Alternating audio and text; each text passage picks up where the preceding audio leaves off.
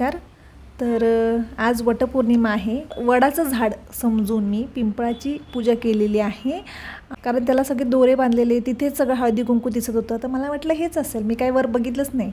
पूजा वगैरे केली म्हणजे वटपौर्णिमेला आता मी वड आणि पिंपळ दोघांचीही पूजा केलेली आहे.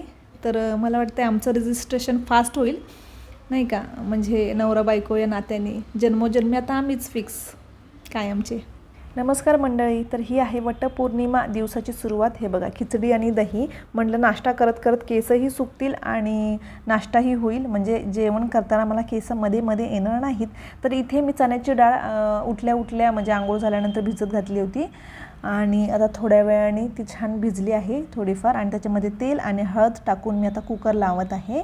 कारण डाळी डायरेक्ट गॅसवर चढवणं मला आवडत नाही, थोड्याशा भिजत घातल्या तर त्यातले प्रोटीन टिकून राहतं असं म्हणतात.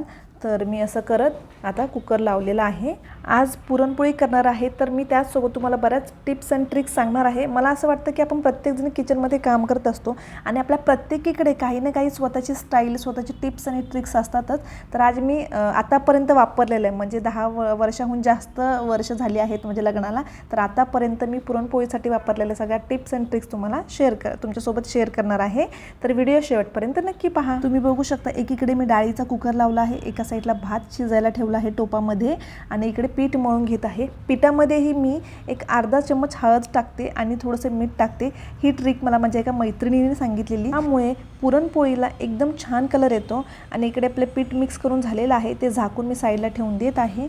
आणि इथे हे आमटीसाठी मी मिक्सर करून घेत आहे. त्याच्यामध्ये खोबरं, अद्रक, लसूण या तिन्हीची पेस्ट करत आहे. कोथिंबीर पण घालते, पण सध्या कोथिंबीर नाही माझ्याकडे, म्हणजे आहे पण ती फक्त आमटीपुरतीच आहे. तर इथे आपली डाळ शिजलेली आहे. पण त्याच्यामध्ये पाणी खूप कमी आहे. तुम्हाला माहिती आहे की डाळीचं पाणी सगळं फसफसूनच बाहेर येतं, म्हणून मी पुन्हा एकदा पाणी काठोकाठ भरून त्याला छान उकळी मारून घेतली आहे, म्हणजे आपल्याला आमटीसाठी जास्त डाळीचं पाणी भेटेल. आणि असं 2 वेळा मी करून घेतलं आहे.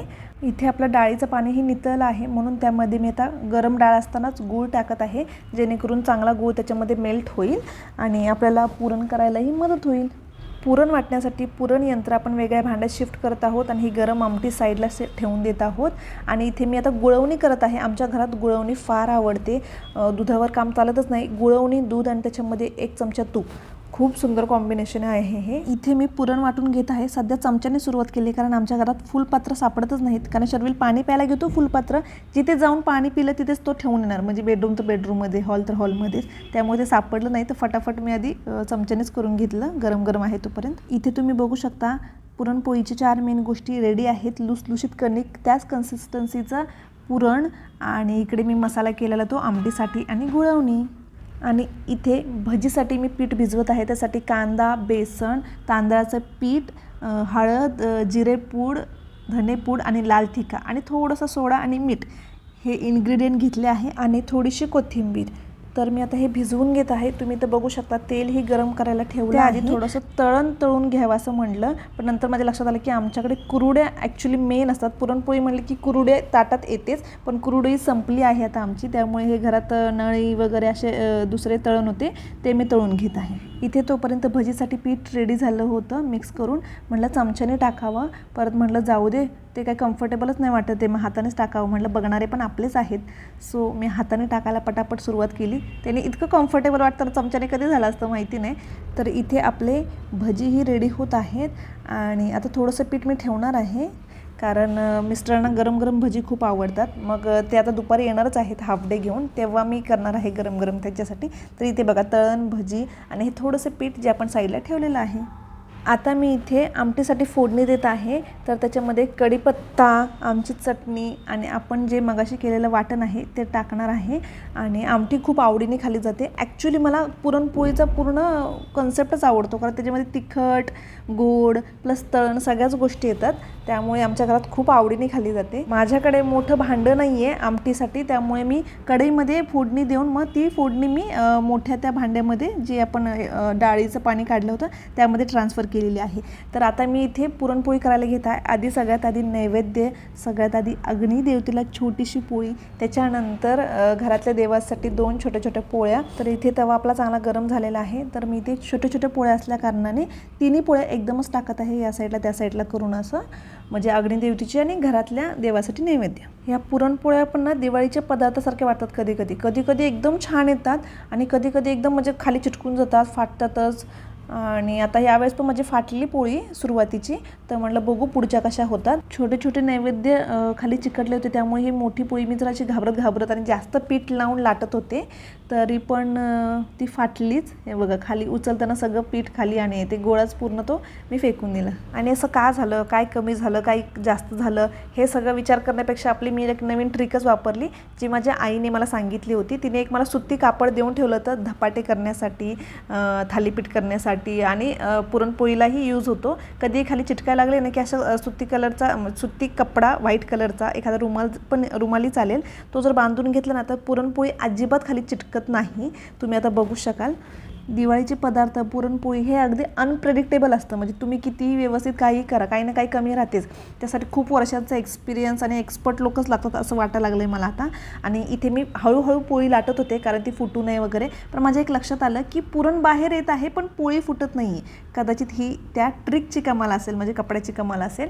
आणि त्याचबरोबर माझी पुरणपोळी म्हणजे फुगलीसुद्धा. ते इतकं बघून मला छान वाटलं ना. हे बघा तुम्ही बघू शकता इथे हळूहळू पोळी फुगत आहे. म्हणजे मला उलट्यालासुद्धा त्रास होत होता, पण मला बरं वाटलं की माझ्या पुरणपोळी छान झाल्या आहेत. तर इथे आपले नैवेद्य रेडी आहेत, गाईचा वटपौर्णिमे पूजेचा आणि घरातला. आणि इथे माझ्या शर्वीला भूक लागलेली आहे, त्यामुळे त्याचं ताट पहिलं रेडी केलेलं आहे. असंही पुरणपोळी म्हटल्यावर गोड खायला मिळणार यासाठी तो खूपच खुश असतो. आणि हे बघा कसं तयारीत बसला आहे. आणि इथे फायनली कोथिंबीर टाकल्यानंतर किती छान दिसत आहे बघा आमटी. इथे आम्ही तयारी करून निघालेलो आहोत आणि दीप्ती शूट करत आहे. मी पूर्ण तयारी व्यवस्थित केलेली आहे आणि जास्त शूट नाही केलं तयारीचं, कारण भूक लागलेली असते. कधी एकदा जाऊन पूजा करीन असं होतं. तर आम्ही इथे पूजेला पोहोचलो आहोत. आणि हे बघा तुम्ही बघू शकता इथे किती दोरे वगैरे बांधले झाडाला. मग मी इथेच पूजा केली. तरी मी विचार करते की सगळं प्रसाद वगैरे नैवेद्य वगैरे नाही आहे इथे. तर मला वाटलं कदाचित मुंग्या वगैरे होतात म्हणून त्यांनी साफ करून गेले असतील. आणि कोणीच नव्हतं तेव्हा मंदिरात जेव्हा आम्ही गेलो, त्यामुळे शांतपणे मी पूजा करू शकले. मला बरं वाटलं की कोणीच नाही आहे, दगदग नाही आहे. आणि जसं की मी तुम्हाला सांगितलं की मी वड समजून पिंपळाच्या झाडाची पूजा केली आहे, पण त्यात काही प्रॉब्लेम नाही, कारण ते झाड पण मंदिरातच होतं. कारण आधी मला वाटलं काय चुकलं की काय आपलं वगैरे असं. मी लगेच ChatGPT काढली आणि त्याच्यामध्ये विचारलं की पिंपळाच्या झाडाची पूजा केली तर काय होते म्हणून. तर त्यात असं स्पष्ट आलं होतं की काही प्रॉब्लेम नाही, पिंपळाच्या झाडाची पूजा करतात कारण त्याच्यामध्ये विष्णूचा वास असतो असं समजले जाते. आणि त्यामुळे मग थोडीशी मी गिल्ट फ्री झाले. आणि मागे जे वडाचं झाड होतं तिथे जाऊन मग मी पूजा पुन्हा एकदा केली. नशीब नैवेद्य माझ्याकडे 2 होते, म्हणजे जे गाईचा नैवेद्य होता तो मी त्या वडाच्या झाडाला अर्पण केला आणि तिथे व्यवस्थित शांत मनाने पूजा केली.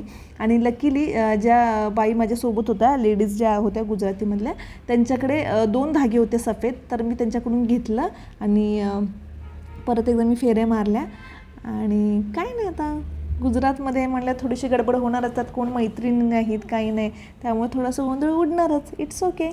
आणि गुजरातीमध्ये सुद्धा वटसावित्री हा सण साजरा केला जातो हे मला नव्याने कळलं. छान वाटलं मला, पण त्यांची थोडीशी पद्धत वेगळी असते. आणि शेवटी जाताना मग ते बाईला थँक्स म्हणले, कारण त्यांनी मला सांगितलं की हे झाड वेगळे ते झाड वेगळे, आणि त्यांनी ऑफर केलं की तुम्हाला काय हवं तर घ्या माझ्याकडून वगैरे असं तसं. अशा प्रकारे गुजरातमधील पहिली माझी वटसावित्री अशा प्रकारे साजरी झालेली आहे, जी माझ्या कायम लक्षात राहणार आहे.